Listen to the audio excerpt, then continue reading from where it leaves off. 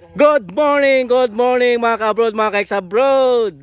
Umulan kagabi. At ang kapalit ng ulan, walang kuryente. Ganito sa amin. Kaya hindi namin may pabiyak tong kahoy. Ito, sariling sikap.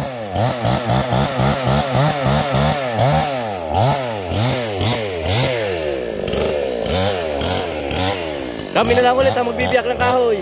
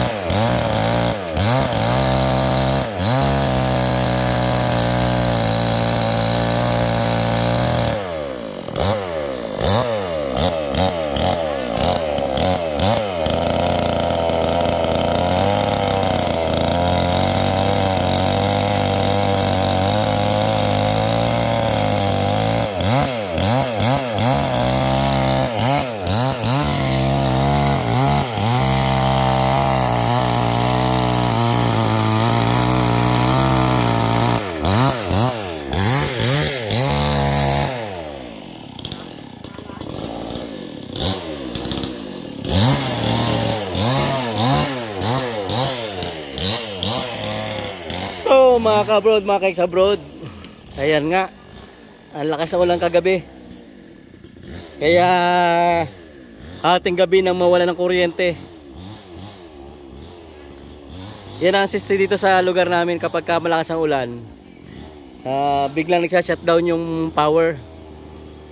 Kasi ang nangyayari niyan, maraming mga kahoy o halaman sa lugar ng mga may linya ng kuryente sa power line.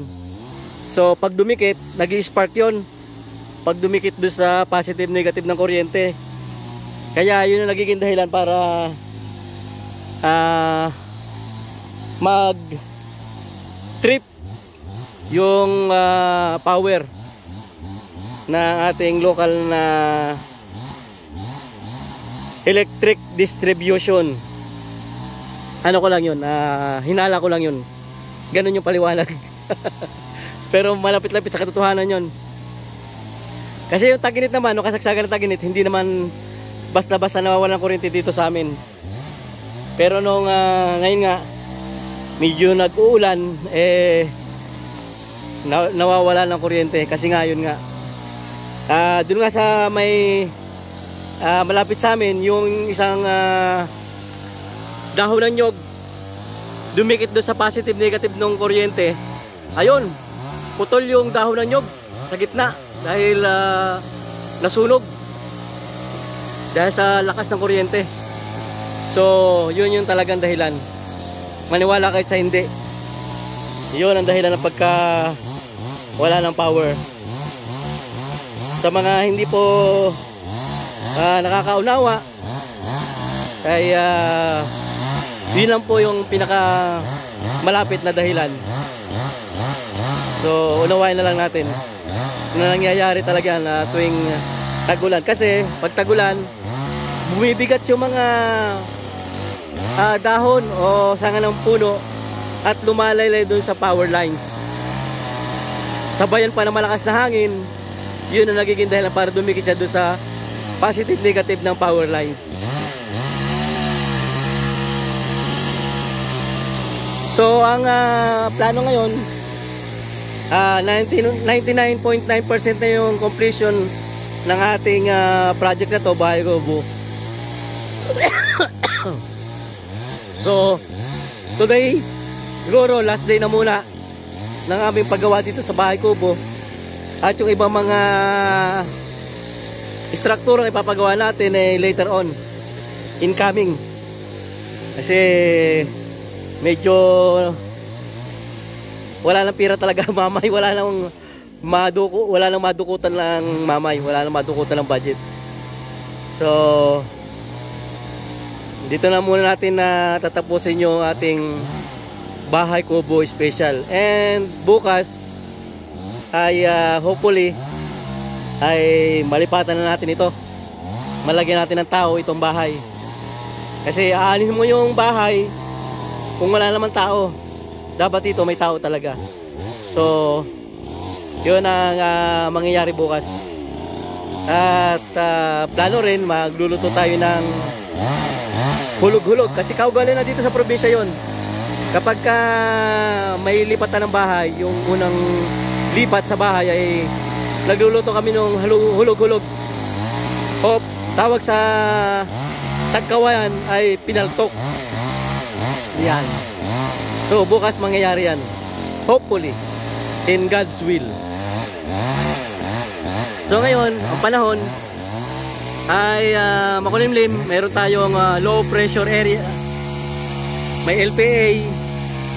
At apektado na tayo dito. Which is maganda naman kung puro ulan lang. Kasi yun ang hinihintay natin. Sana wag lang samahan ng hangin.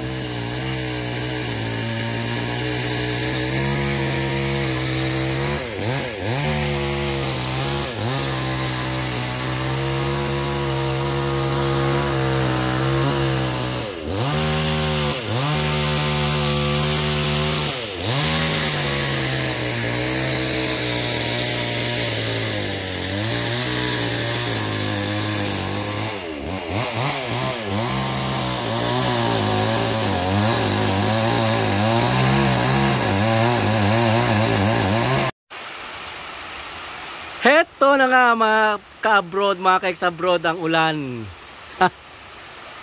Dinanata na kami ng maghapong ulan.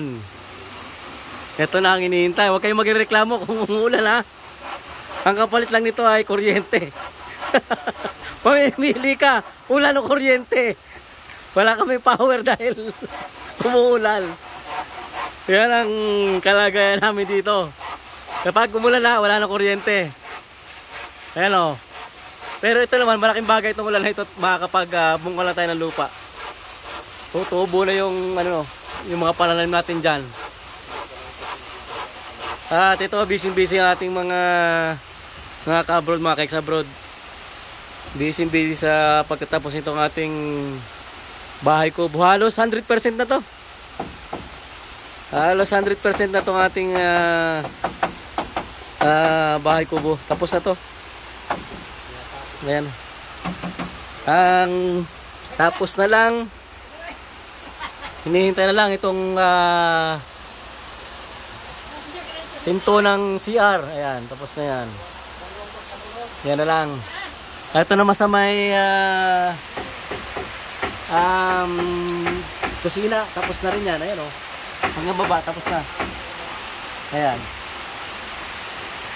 Talagang tinapos na nila kahit umuulan. At ayan, kita nyo naman yung lakas ng ulan, no? Napakalamig dito.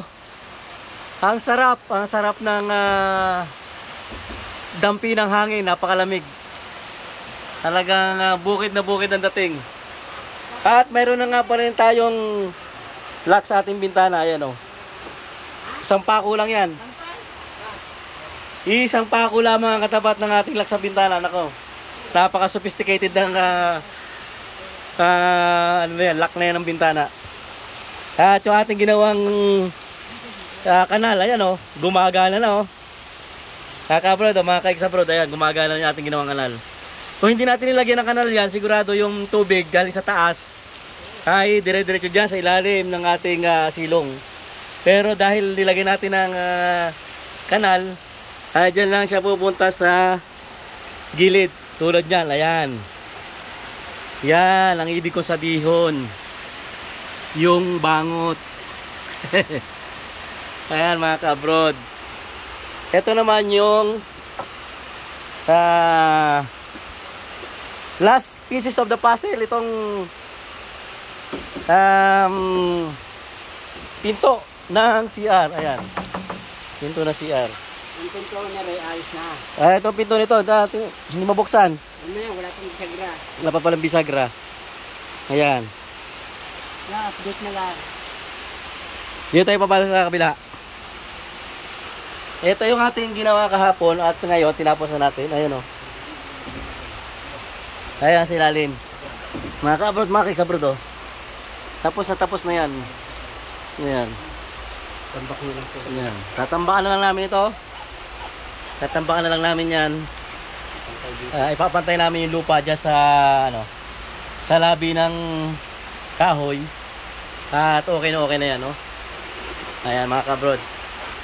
Eto, okay na. At ay halos, sabi ko nga sa inyo, 100% ano na to, completed na to. 100% completed na. Kaya sa mga susunod na araw ay iba naman ang ating gagawin. Siguro yung susunod nating gawin yung gate. Para maayos na yung gate natin. Magkaroon tayo ng sariling gate na malaki. Yung main gate. At kung makikita nyo mga kabrod, yung sili oh, ang ganda. Tuntua yung sili. Yan ang isa sa pinakamahalagang halaman dito sa amin. Yang sili. Ayan oh. Ang ganda na. Talagang tuwa-tuwa na siya dahil nakatikim na siya ng masaganang ulan. At ito, lalagyan na ng bisagra itong isang pinto na to. Pinto ng kusina. Lalagyan natin ng bisagra para talagang tapos na tapos na. Ayan o. Mga kabrod, mga kaiks abroad. Ayan.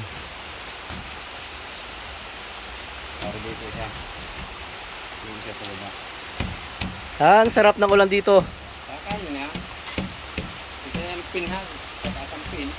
Ito ang kinakailangan talaga dito. May bahay kubo ka dito. Para pag ganitong maulan, meron ka dito matitigilan. Habang nagtatanim-tanim ka dyan sa palibot ng lote. Diba mga kabrod? Yan ang talagang target natin. Kaya natin pinagkagastusan itong bahay kubo na to. Kahit maliit na bahay kubo, gumastos din tayo ng kainaman. Pero wala namang pagsisisi. Dahil all goods. Talagang worth it naman itong pagpapagawa natin itong bahay kubo. Napakaganda. Yung ating plano ay unti-unti nang natutupad, sabi nga. Dahil meron na tayo ditong sisilungan, anytime, pwede tayo pumunta dito, pwede tayo magtanim. Umulan man o umaraw. Hindi katulad nung wala kang masisilungan dito, pag magtatanim ka, tatakbo ka na naman pauwi dahil wala kang masisilungan. Diba mga kabrod, mga kaiks abroad? Yun ang, kaya inuna natin itong ating bahay kubo na to.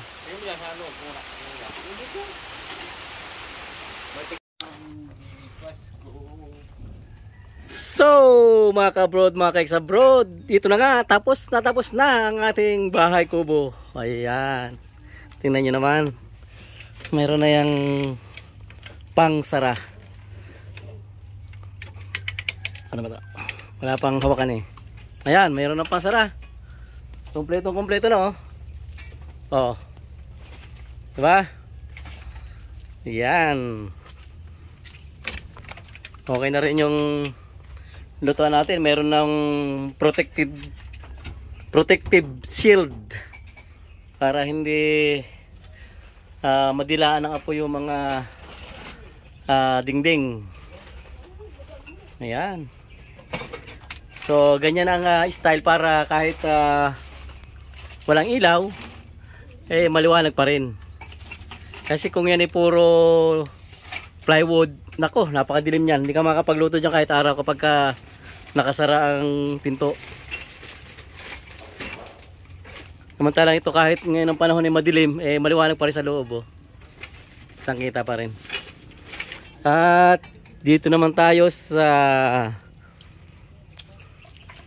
exciting part ng ating bahay kubo. Ito yung pinaka-exciting part. Dito ka na-excite sa CR. Yung mga exciting moments mo dito mo naaalala kapag ka nandito ka sa loob ng CR. Ayan. Hinaan na lang to. Yan, ilalagyan na lang ng bisagra. May pinto na. Kita nyo naman oh. Busy yung dalawa. Hindi na magpangita sa loob. Kapag nakasara yung pinto, hindi na magpangita sa loob. Yan. Tapos na yan. Meron ng ano yan, pinto yan. Bakit nakita ko naman dyan sa babae. So, okay na tayo mga kasabrod. Tapos na. 100%. Yung mga kaunting mga maliliit na details na lang madali na yan. Kaya na yung gawa ng paraan yung mga minor details na mga kulang. Ang mahalaga tapos na ito lahat. Kompleto na yung mga major na mahirap ikabit, nakabit na lahat. So natapos din ating bahay kubo series. At bukas ay ini-invite ko kayo na makisaya dito sa aming paglipat. Magluluto tayo ng pinaltok.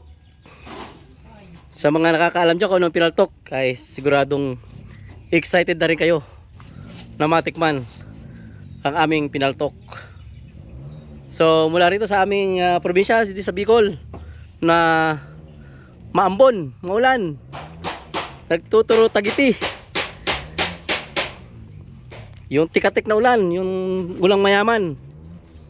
Yung ulang mayaman, yung maghapon na dahan-dahang ulan lang, yun ang ulang mayaman. Kasi kahit isang buwan, pag mayaman ka, baliwala yan. Pero pag mahirap ka, na tulad namin, nako, talagang ewan ko lang kung ano maiisip mo kapag isang buwan ka hindi mapagtrabaho. Pero dito sa atin sa farm na to, sa lote na to, kinakailangan talaga natin ng ulan kasi magtatanim tayo dyan. Ayan, lahat tataniman natin yan. Yan, paikot na yan. So kakampi natin ang ulan, hindi natin kalaban ng ulan.